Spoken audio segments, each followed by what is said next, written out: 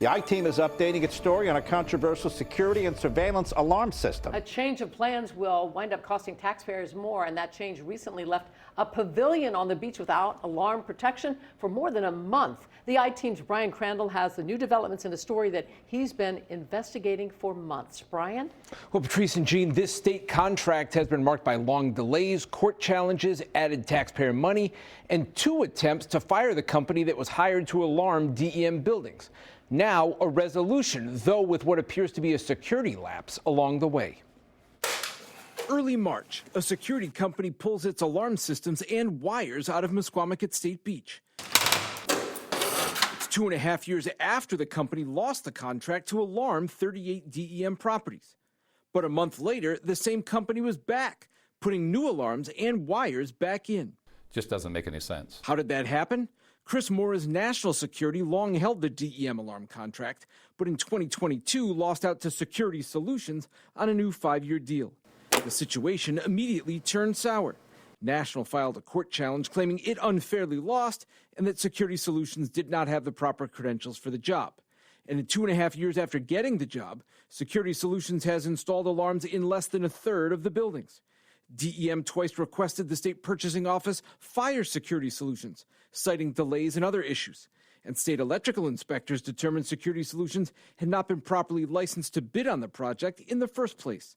DEM Director Terry Gray with us in January. We continue to have performance problems and we continue to have scheduling problems. Security Solutions claimed delays were National's fault for dragging its feet pulling its equipment out, and that DEM was enabling National.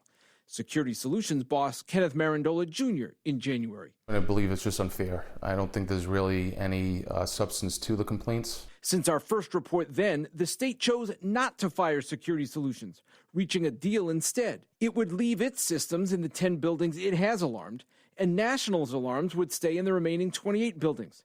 National's Mora, though, still is not happy and thinks under state rules the other company should have been forced to lose the contract and remove its alarms. They absolutely should have done that. Now, here's where things went even more sideways.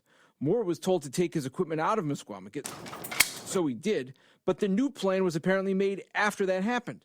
So the state put the system just from Woonsocket back out to bid, and Mora's National won the contract. The result? A month after pulling their system out, they were back installing a new one. In the meantime, there were no alarms at the beach pavilion. Unprotected for quite a period of time, which isn't right. DEM tells us that situation was beyond their control, but that they moved quickly to get alarms back in. The cost for the new Woonsocket contract is $14,000 more than the system that just had been removed, but less than if Security Solutions had put its systems in, according to DEM. Has the process in the end benefited you because you're getting paid all along? Not at all, because we had substantial legal fees we incurred when we challenged the bid. And Morris says he thinks the way all of this went down is not right. The taxpayer ultimately loses, and that's why we need the laws to be enforced in Rhode Island with all contracts when it comes to purchasing. All right, so a complicated situation. Now the entire alarm contract will go back out to bid in 2 years. Security Solutions did not want to do an interview for this update, but their lawyer told me they maintain they did everything consistent with the spirit of the bid and the law, and they hope the next time this contract goes out, it will be well thought out within normal industry standards. DEM also didn't want to do a new interview. Same for the state's purchasing department, which only says it has a regulatory process to follow for complaints about state contracts.